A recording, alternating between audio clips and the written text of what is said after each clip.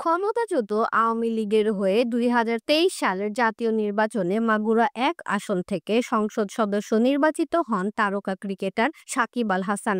দেশের অনেক সাংবাদিকের মতোই তখন তারকা এই ক্রিকেটারের নির্বাচন কভার করেছিলেন তৎকালীন এএফপির বাংলাদেশ ব্যুরো প্রধান শফিকুল আলম। আর সেই ছবি সামাজিক যোগাযোগ মাধ্যমে শেয়ারও করেছিলেন তিনি, যা এখন ফেসবুকে ফলাও করে প্রচার করছে পতিত শেখ হাসিনার আওয়ামী লীগের কর্মীরা। সেই ছবি এবার নিজের সামাজিক যোগাযোগ মাধ্যমে শেয়ার দিয়ে সাকিবের নির্বাচন কভারের ব্যাখ্যা দিয়েছেন প্রধান উপদেষ্টার প্রেস সচিব জানান, আমি জানি মাদার অফ হিউম্যানিটির যুগে ১৬ বছরে আমি কি করেছি। ফেসবুকে আমার যে কোনো ছবি এবং মন্তব্য খুঁজে বের করতে আপনাকে স্বাগত।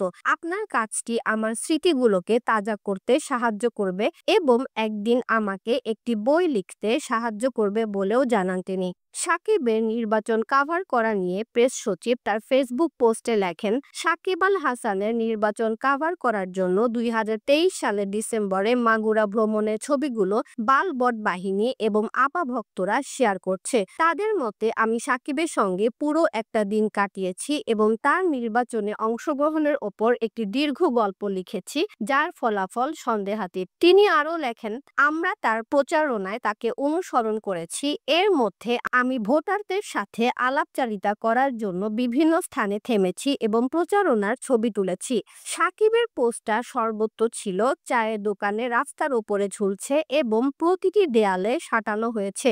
অন্যান্য প্রার্থীদের, বিশেষ করে বাংলাদেশ কংগ্রেস পার্টির একজন নেতার কয়েকটি পোস্টারও রাস্তায় দেখা যাচ্ছে, যা ৭ জানুয়ারি ২০২৪ সালের কারচুপির নির্বাচনে বিরোধী দলের উপস্থিতির প্রতীক হিসেবে দেখা যায়। শফিকুল আলম আরও লেখেন, আমার সাংবাদিকতা জীবনে আমি হাজার হাজার ছবি তুলেছি। ২০১১ সালে সোশ্যাল মিডিয়া প্ল্যাটফর্মে যোগদানের পর থেকে আপনি যদি আমাকে ফেসবুকে অনুসরণ করে থাকেন, তাহলে আপনি আমাকে বিভিন্ন জায়গায় এবং বিভিন্ন চরিত্রের সঙ্গে দেখতে পাবেন। এই ভ্রমণগুলি করার সৌভাগ্য আমার হয়েছে। গত বছর একটি অস্থায়ী মুজিব জাদুঘরে পেঙ্গুইন জ্যাকেট পরা আমার কিছু ছবি ভাইরাল হয়েছিল। ইচ্ছাকৃতভাবে ছবি তোলার জন্য কেউ কেউ আমাকে জনসাধারণের শত্রু নম্বর 1 হিসেবে বর্ণনা করার চেষ্টা করেছিল। পোস্টের শেষ অংশে তিনি বলেন, আমি জানি মাদার অফ হিউম্যানিটির যুগে ১৬ বছরে আমি কি করেছি। আমার ফেসবুকে যে কোনো ছবি এবং মন্তব্য খুঁজে পেতে আপনাকে সর্বদা স্বাগত।